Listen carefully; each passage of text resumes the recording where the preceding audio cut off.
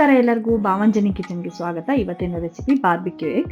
ಇದು ಮಾಡೋಕ್ಕೆ ಬೇಕಾಗಿರೋ ಇಂಗ್ರೀಡಿಯೆಂಟ್ಸ್ ಇಲ್ಲಿ ಒಂದಷ್ಟು ಬಾಯ್ಲ್ಡ್ ಎಗ್ ತೊಗೊಂಡಿದ್ದೀನಿ, ಹೆಚ್ಚಿಟ್ಕೊಂಡಿರೋ ಕೊತ್ತಂಬರಿ ಸೊಪ್ಪು, 2 ದಪ್ಪದಾಗಿ ಹೆಚ್ಕೊಂಡಿರೋ ಈರುಳ್ಳಿ, ಹಾಗೆ 2 ದಪ್ಪದಾಗಿ ಹೆಚ್ಕೊಂಡಿರೋ ಟೊಮೆಟೊ, ಒಂದು 4 ರಿಂದ 5 ಟೇಬಲ್ ಸ್ಪೂನ್ ಶುಂಠಿ ಬೆಳ್ಳುಳ್ಳಿ ಪೇಸ್ಟು, ಮೆಲ್ಟ್ ಮಾಡಿಟ್ಕೊಂಡಿರೋ ಬಟರು, 3 ರಿಂದ 4 ಟೇಬಲ್ ಸ್ಪೂನ್ ಮೊಸರು, 2 table spoon cornflour, 2 table spoon ಕಡಲೆ ಹಿಟ್ಟು, ಅರ್ಧ table spoon turmeric powder, 1 table spoon Kashmiri chilli powder, 1 table spoon ಖಾರದ ಪುಡಿ, ಹಾಗೆ ರುಚಿಗೆ ತಕ್ಕಷ್ಟು ಉಪ್ಪು.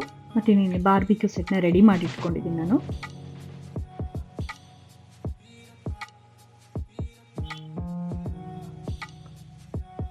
ಈಗೆಲ್ಲ ಮಸಾಲಾನು ಒಂದು ಮಿಕ್ಸಿಂಗ್ ಬೌಲ್ಗೆ ಹಾಕ್ಕೊಂಡು ಚೆನ್ನಾಗಿ ಮಿಕ್ಸ್ ಮಾಡ್ಕೊತೀನಿ.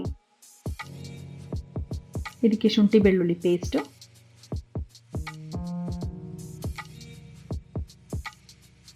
ಸ್ವಲ್ಪ ಉಪ್ಪು, ಒಂದು 3 ರಿಂದ 4 ಟೇಬಲ್ ಸ್ಪೂನ್ ಅಷ್ಟು ಮೊಸರು, ಇದೆಲ್ಲನೂ ಹಾಕಿ ಚೆನ್ನಾಗಿ ಕಲಿಸ್ಕೊಂಡು ಪೇಸ್ಟ್ ಥರ ರೆಡಿ ಮಾಡ್ಕೊತೀನಿ. ನೋಡಿ, ಈ ಥರ ರೆಡಿ ಆಗಿದೆ. ಈಗ ಇದಕ್ಕೆ ಮೊಟ್ಟೆ ಹಾಕ್ತಾ ಇದ್ದೀನಿ. ಮೊಟ್ಟೆ ಹಾಕಿ ಚೆನ್ನಾಗಿ ಕೋಟ್ ಮಾಡ್ಕೋಬೇಕು. ಈ ಮಸಾಲ ಏನು ಪ್ರಿಪೇರ್ ಮಾಡ್ಕೊಂಡಿರ್ತೀವಿ ಅದು ಸ್ವಲ್ಪ ಗಟ್ಟಿಯಾಗಿರಬೇಕು. ತುಂಬ ತೆಳು ಇದ್ದರೆ ಬಾರ್ಬಿಕ್ಯೂ ಗ್ರಿಲ್ ಮಾಡೋಕ್ಕಾಗೋದಿಲ್ಲ. ಅದೇ ಸೇಮ್ ಮಸಾಲಾನ ಇನ್ನೊಂದು ಬಟ್ಲಲ್ಲಿ ತೆಗೆದಿಟ್ಕೊಂಡು ನಾನು ಟೊಮೆಟೊ ಮತ್ತು ಈರುಳ್ಳಿಗೂ ಚೆನ್ನಾಗಿ ಮಿಕ್ಸ್ ಮಾಡ್ಕೊತೀನಿ. ಈಗೆಲ್ಲ ಮಿಕ್ಸಿಂಗ್ ಆದಮೇಲೆ ಒಂದು 15 to 20 ಮಿನಿಟ್ಸು ಇದನ್ನು ಚೆನ್ನಾಗಿ ಮ್ಯಾರಿನೇಟ್ ಆಗೋಕ್ಕೆ ಇಟ್ಬಿಡಬೇಕು.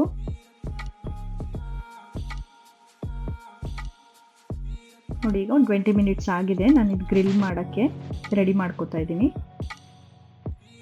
ಮೊಟ್ಟೆನ ಗ್ರಿಲ್ಗೆ ಹಾಕ್ಬೇಕಾದ್ರೆ ಸ್ವಲ್ಪ ನಿಧಾನವಾಗಿ ಹಾಕಬೇಕು, ಯಾಕಂದರೆ ಅದು ಬ್ರೇಕ್ ಆಗೋ ಚಾನ್ಸಸ್ ಇರುತ್ತೆ. ನೋಡಿ, ಮಸಾಲಾನ ಚೆನ್ನಾಗಿ ಕೋಟ್ ಮಾಡ್ಕೊತಾ ಇದ್ದೀನಿ ನಾನು ಮೊಟ್ಟೆಗೆಲ್ಲ.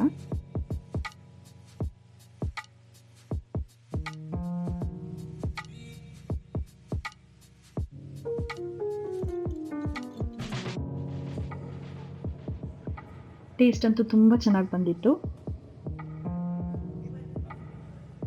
ನೋಡಿ, ನಾವು ಬೆಂಕಿ ರೆಡಿಯಾಗಿತ್ತು, ನಾವು ಗ್ರಿಲ್ ಮಾಡೋಕ್ಕೆ ಸ್ಟಾರ್ಟ್ ಮಾಡಿದ್ದೀವಿ. ನೋಡಿ, ಈಗೆಲ್ಲ ಸೈಡ್ಸನ್ನು ಕೂಡ ಈಗ ರೊಟೇಟ್ ಮಾಡ್ತಾ ಗ್ರಿಲ್ ಮಾಡ್ಕೋಬೇಕು. ಇದಕ್ಕೆ ಆವಾಗ ಒಂಚೂರು ಬೆಣ್ಣೆನ ಮೆಲ್ಟ್ ಮಾಡಿ ಹಚ್ಕೊಂಡ್ರೆ ತುಂಬ ಚೆನ್ನಾಗಿರುತ್ತೆ ಟೇಸ್ಟು. ನೀವು ಯೂಶ್ವಲಾಗಿ ಚಿಕನ್ನು ಮಟನ್ನು ಗ್ರಿಲ್ ಮಾಡಿರೋ ಟೇಸ್ಟ್ ಮಾಡಿರ್ತೀರ, ಬಟ್ ಎಗ್ಗು ತುಂಬಾ ಚೆನ್ನಾಗಿರುತ್ತೆ. ನೀವು ಮನೇಲಿ ಒಂದ್ಸಲ ಟ್ರೈ ಮಾಡಿ. ಟೇಸ್ಟ್ ಹೇಗಿದೆ ಅಂತ ಖಂಡಿತವಾಗಿ ಕಮೆಂಟ್ ಬಾಕ್ಸಲ್ಲಿ ಕಮೆಂಟ್ ಮಾಡಿ. ನೋಡಿ, ಇಲ್ಲಿ ಗ್ರಿಲ್ ಆಗಿದೆ ಅಲ್ಲ ಎಗ್ಗೆಲ್ಲ. ನಾನೀಗ ಇದನ್ನು ಪ್ಲೇಟಿಗೆ ರೆಡಿ ಮಾಡ್ಕೊತೀನಿ.